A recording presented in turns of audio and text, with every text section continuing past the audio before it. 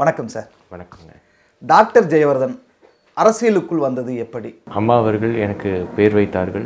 அம்மா அவர்கள் என்னை அரசியலுக்கு வரவழைத்தார்கள். 2014ஆம் ஆண்டு தேர்தலில் புரட்சித் தலைவி அம்மா அவர்கள் எந்த தொகுதியில் நீங்கள் நிற்க வேண்டும் என்று என்னிடத்தில் கேட்டார்கள். அந்த அளவுக்கு புரட்சித் தலைவி அம்மா அவர்கள் என் மீது பாசம் கொண்டிருக்கக்கூடியவர்களாக இருந்தார்கள். பொதுவாக ஜெயலலிதா அவர்கள் இருக்கிற வரைக்கும் அதிமுகவில் வாரிசு அரசியல் இருக்காது என்று சொன்னார்.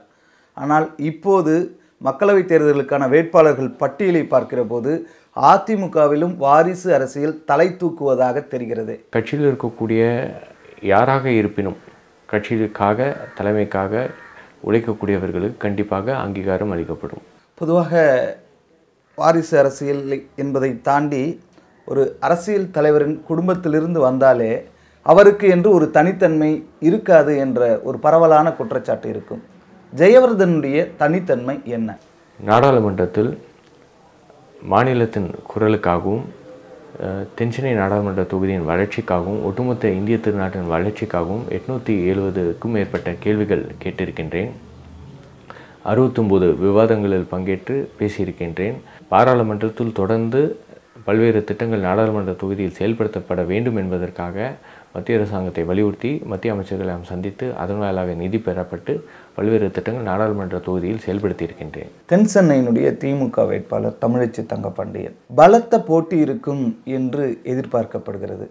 இந்த போட்டியை நீங்கள் எப்படி எதிர்கொள்ளப் போகிறீர்கள்? இந்த தேர்தலை பொறுத்தவரையில் மக்களிடத்திலே எந்தெந்த திட்டங்கள்லாம் மத்திய அரசாங்கத்திடம் தொடர்ந்து வலியுறுத்தப்பட்டு பெறப்பட்டிருக்கின்றது என்பதெல்லாம் எடுத்துரைத்து புரட்சி தலைவி அவர்களுடைய சாதனைகளை எல்லாம் மக்களிடத்தில் எடுத்துரைத்து பிரச்சாரத்தை எல்லாம் செய்து மக்களை சந்தித்து வாக்கு சேகரிக்கின்ற பணியில் ஈடுபடுகின்ற பொழுது அமோக வெற்றியை கண்டிப்பாக நாடாளுமன்ற தொகுதியில் இரட்டை இலை சின்னம் வெற்றி பெறும். ஜெயலலிதா அவர்கள் இல்லாத இந்த சூழலில் தமிழகத்தில் அதிமுகவிற்கு கணிசமான வாக்கு வங்கி இருக்குமா? மாண்புமிகு அம்மா அவர்கள் என்ன நினைத்தார்களோ அதை நம்முடைய புரட்சி தலைவி அம்மாவுடைய அரசு செயல்படுத்தி கொண்டிருக்கின்றது.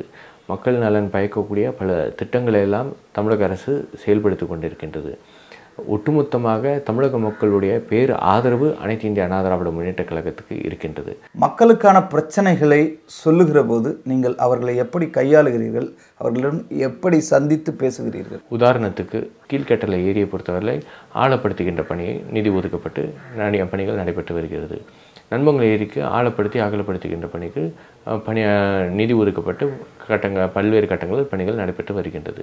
தென்சென்னை மக்களுக்கான உங்களுக்கான தேர்தல் வாக்குறுதியாக நீங்கள் எதை முன்மொழிய இருக்கிறீர்கள்? ஒவ்வொரு திட்டத்தை பொறுத்தவரையில் குடிநீர் பிரச்சனை, கழிவுநீர் அகற்றும் பிரச்சனை, திடக்கழிவு மேலாண்மை, வெள்ள தடுப்பு நடவடிக்கைகள் என ஒட்டுமொத்தமாக இருக்கக்கூடிய போக்குவரத்து நெரிசல் என திட்டங்களுக்கான விதைகள் விதைக்கப்பட்டிருக்கின்றன. திட்டங்கள் பல்வேறு கட்டங்களில் நடைபெற்று கொண்டிருக்கின்றது. இதை மக்களிடத்தில் எடுத்து சென்று அவர்களிடத்தில் கூறி எதிர்வரும் காலங்களில் இந்த திட்டங்கள் எல்லாம் வெகு விரைவாக முடிப்பதற்கான நடவடிக்கை எடுக்கின்ற விதமாக எங்களுடைய செயல்பாடு இருக்கும் என்பதை தெரிவித்துக் கொள்ள விரும்புகின்றேன். ஜெயலலிதா ஒரு குற்றவாளி என்று சொன்னவர் ராமதாஸ்.